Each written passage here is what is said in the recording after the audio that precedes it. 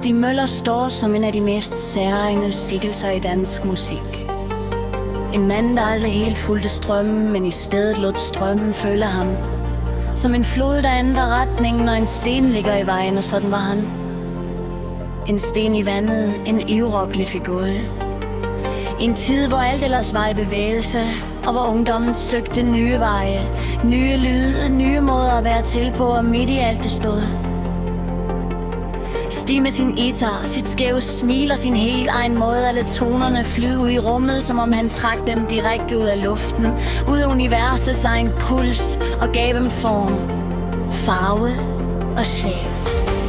Han voksede op i en tid, hvor rocken endnu var ung, hvor alt var muligt, og hvor man kunne skabe noget, der ikke lignede noget andet, og det var netop det, han gjorde.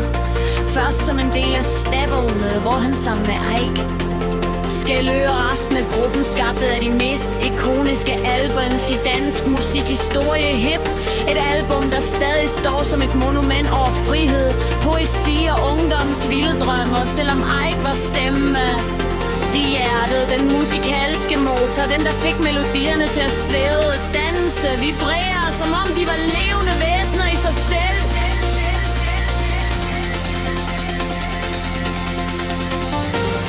Efter Steppeulvene fortsatte Stig sin egen vej. En vej, der snodede sig som en gammel landevej gennem landskaber af rock, folk, psykedeliske farver, indbrudte toner.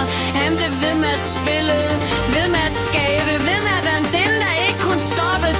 Selv når livet slog hårdt, selv når tider der ændrede sig, selv når scenen blev mindre, og publikum blev ældre. For Stig spillede ikke for berømmelsen, han spillede fordi musikken var en del af ham, som blodet i hans årer, som vinden i hans hår, som lyset, der rammer en guitarstring og får den til at glimte. Han var en af de musikere, der kunne få en enkelt akkord til at føles som en hel historie. En, der kunne få en simpel melodi til at åbne en dør ind til noget større, noget dybere, noget, der lå lige under overfladen af det med endelige liv.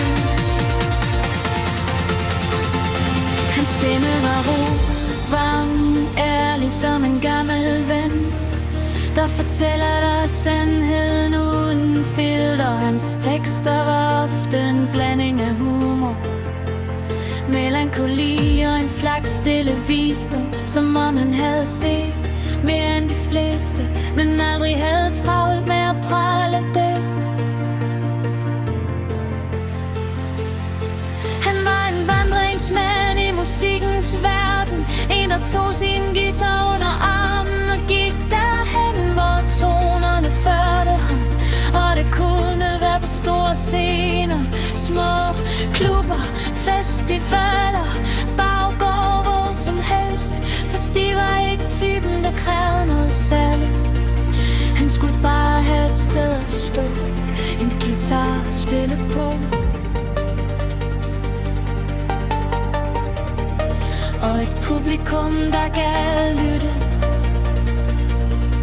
Og så kunne magien begynde.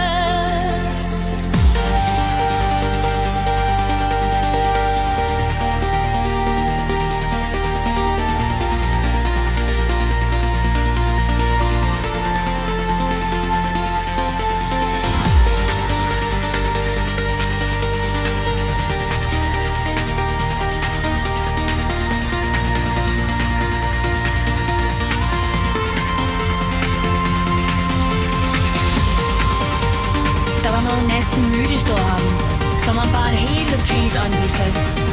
Prisernes frihed, 70'ernes eksperimenter, 80'ernes overlevelse, 90'ernes nostalgi, og helt op til de senere år, hvor han stadig stod på scenen, stagerne så ridelige øje, stadig den samme melding ind i, som om tiden ikke helt kom på fat i ham. Han var en af de sligste af de gamle, en af dem, der havde været der fra begyndelsen, og som stadig kunne få et publikum til at smile, synge med eller ret stå stille og lytte, fordi man vidste, at man stod overfor en rock i noget. En der ikke kunne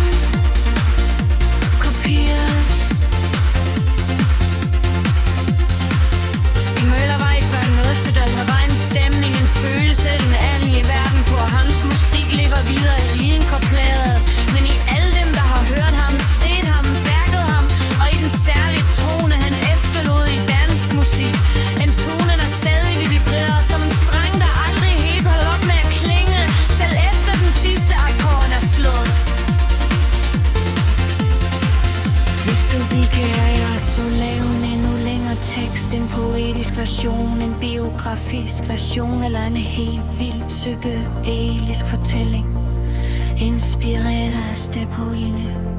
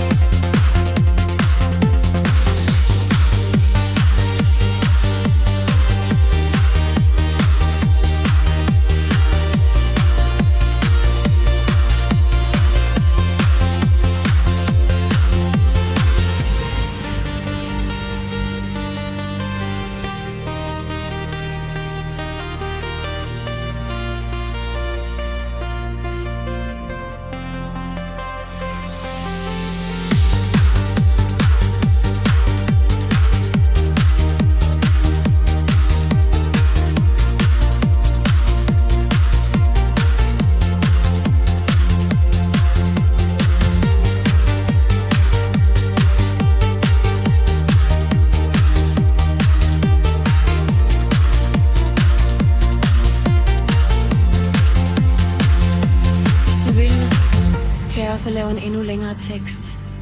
En poetisk version, en biografisk version, eller en helt vildt psykedelisk fortælling.